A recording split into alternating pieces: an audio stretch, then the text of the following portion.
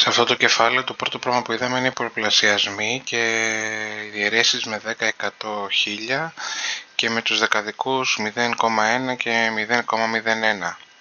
Όταν πολλαπλασιάζουμε λοιπόν έναν αριθμό με το 10, 100 ή 1000, όπως εδώ, απλά γράφουμε τον αριθμό που έχουμε και προσθέτουμε τα μηδενικά που έχει το 10, το 100, το 1000, θα προσθέσουμε ένα μηδενικό λοιπόν και ο αριθμός μας μεγαλώνει. Όταν όμως πολλαπλασιάζουμε τον αριθμό με 0, κάτι, είναι σαν να τον διαιρούμε, οπότε εδώ ο πολλαπλασιασμός με το 1 εκατοστό είναι σαν να διαιρείς με το 100 γιατί έχει δύο δεκαδικά ψηφία.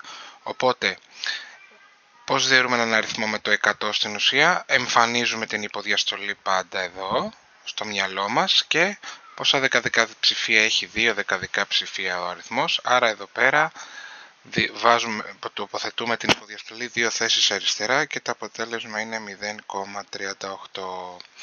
Όπως και εδώ πέρα, όταν διαιρούμε με 10 ο αριθμός πρέπει να μικρύνει, οπότε εμφανίζουμε στο μυαλό μας την υποδιαστολή, εγώ τη γράφω εδώ και την μετακινούμε μία θέση προς τα αριστερά, άρα έχουμε 4 μονάδες και 7 δέκατα.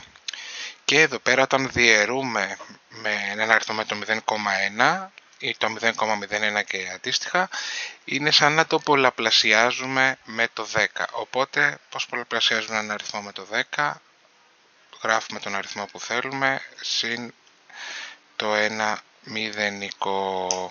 Συγγνώμη, εδώ, πολύ ωραία. Λοιπόν, τώρα πάμε εδώ πέρα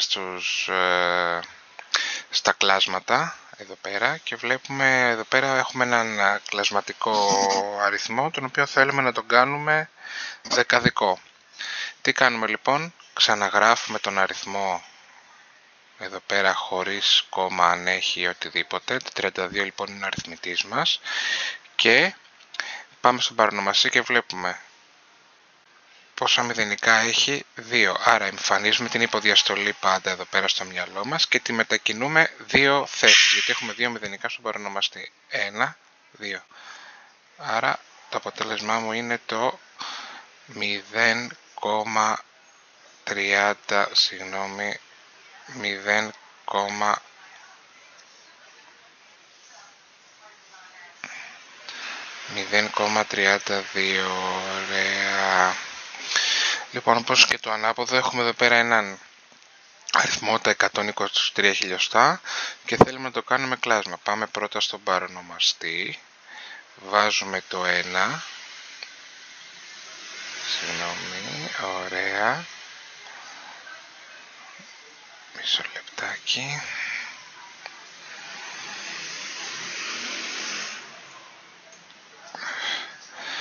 Ωραία, βάζουμε το 1 κάτω και μετράμε πόσα δεκαδικά ψηφία έχουμε? 1, 2, 3. Άρα έχουμε 3 μηδενικά και από πάνω στον αριθμητή γράφουμε τον αριθμό ακριβώς όπως είναι, χωρίς δεκαδικά, χωρίς τίποτα. Το επόμενο που είδαμε ήταν οι διαιρέσεις. Οπότε πάμε να δούμε κάποιες περιπτώσεις διαιρέσεων. Στην πρώτη περίπτωση εδώ πέρα θα δημιουργήσουμε εμείς δεκαδικό μέρος στο πηλίκο. Οπότε πάμε κανονικά να διαιρέσουμε το 5 στο 2 δεν χωράει, στο 22 χωράει 4 φορές. Γράφουμε 2 υπόλοιπο, κατεβάζουμε και το 6, χωράει 5 φορές το 5 στο 26, συγγνώμη για τα γράμματά μου. Τώρα βλέπουμε ότι έχει μείνει υπόλοιπο 1 και ότι δεν έχουμε κάποιο ψηφίο να κατεβάσουμε, οπότε όταν βάζουμε λοιπόν δικό μας μηδενικό στο υπόλοιπο, βάζουμε κόμμα εδώ πέρα στο πηλίκο και βάζουμε, χωράει 2 φορές 0 λοιπόν, πολύ ωραία. Άρα εδώ πέρα τι είδαμε? Ότι όταν βάζω δικό μου μηδενικό στο υπόλοιπο, υποχρεωτικά πρέπει να βάλω υποδιαστολή στο πηλίκο. Εδώ πέρα θα διαιρέσουμε έναν δεκαδικό με το 8. Διαπιστώνουμε ότι ο δεκαδικός είναι μεγαλύτερος από το 8, άρα μπορεί να γίνει διαίρεση. Το 8 στο 5 δεν χωράει. Κατεβάζουμε και το 6. Χωράει 7 φορές ακριβώς. Ωραία.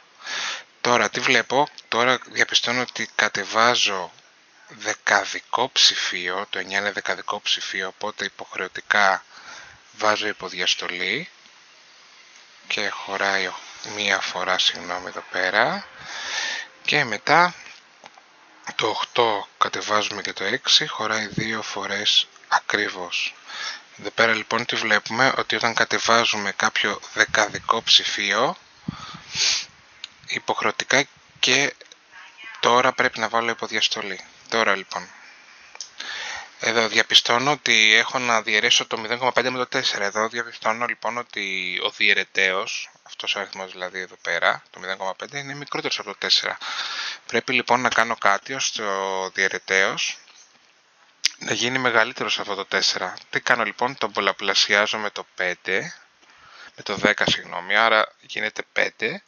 Όμως κανονικά θα πρέπει να πολλαπλασιάσω και το 4 με το 10.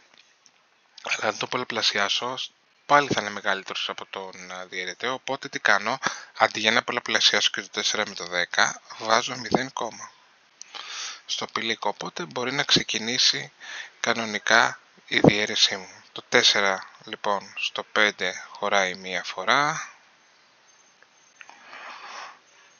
ένα υπόλοιπο, κατεβάζω και βάζω και το 0, κανονικά θα πρέπει να βάλω υποδιαστολή αλλά έχει, οπότε δεν κάνω τίποτα. 2 λοιπόν εδώ πέρα, βάζω και το 0, χωράει 5 φορές ακριβώς, τελειώνει. Ωραία λοιπόν, αυτό ήταν άλλο ένα παράδειγμα και τελειώνουμε με τις αριθμητικές παραστάσεις. Πολύ ωραία, στις αριθμητικές παραστάσεις είπαμε ότι προηγείται πρώτα η παρένθεση, ό,τι και να έχει μέσα, οπότε πάω εδώ πέρα μέσα στην παρένθεση και φτιάχνω το ζευγαράκι του πολλαπλασιασμού, γιατί είπαμε ότι μετά τις παρενθέσεις κάνω πάντα πρώτα όλους τους πολλαπλασιασμούς και τις διαιρέσεις με τη σειρά που τα συναντάω, από αριστερά προς τα δεξιά, και στο τέλος κάνω προσθέσεις και αφαιρέσεις. Οπότε εδώ πέρα ξαναγράφω το 24 και το 3, γιατί δεν θα ασχοληθώ μαζί του, θα ασχοληθώ με την παρένθεση. Στην παρένθεση βλέπω ότι έχω μέσα μία πρόσθεση και ένα πολλαπλασιασμό. Δεν θα κάνω την πρόσθεση, αλλά θα την ξαναγράψω και θα κάνω τον πολλαπλασιασμό. Η παρένθεση δεν φεύγει, γιατί πρέπει να μείνει ένα νούμερο για να φύγει η παρένθεση, οπότε ξανακάνω την πράξη μέσα στην παρένθεση, που κάνει 19, οπότε τώρα έχουν μείνει προσθέσεις και αφαιρέσεις. Τις κάνω και αυτές με τη σειρά που τα συναντάω. Η πρόσθεση με την αφαίρεση δεν έχουν μεταξύ τους κάποια προτεραιότητα. Έχει να κάνει με τη σειρά που τα συναντάω. Άρα κάνει 8. Εδώ πέρα λοιπόν στην τελευταία έχω πολλές διαιρέσεις και πολλές πολλαπλασιασμούς να κάνω. Τι κάνω λοιπόν πρώτα, φτιάχνω εδώ τα ζευγαράκια μου, το οποίο με βοηθάει να μου δώσουν και προτεραιότητα. Εδώ και εδώ λοιπόν. Ωραία, ξεκινάω λοιπόν, διαιρέσεις και πολλαπλασιασμούς με τη σειρά που τα συναντάω. 5 δια 5 κάνει 1, γράφω την πρόσθεση, γράφω και την αφαίρεση.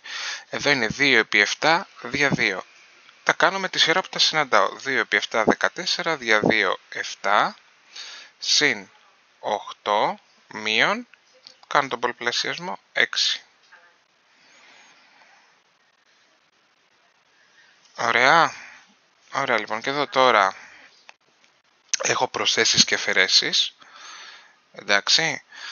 Ωραία λοιπόν, ας βάλω εδώ πέρα πρόσθεση για να βγει καλύτερα το αποτέλεσμα. Δεν έχει σημασία έτσι αλλιώς. Ωραία, πάμε. 1 και 1 2 και 7 9. Μπορώ να το γράψω 9 και 8 μείον 6. Κάνω τώρα την πρόσθεση γιατί είναι πριν την αφαίρεση.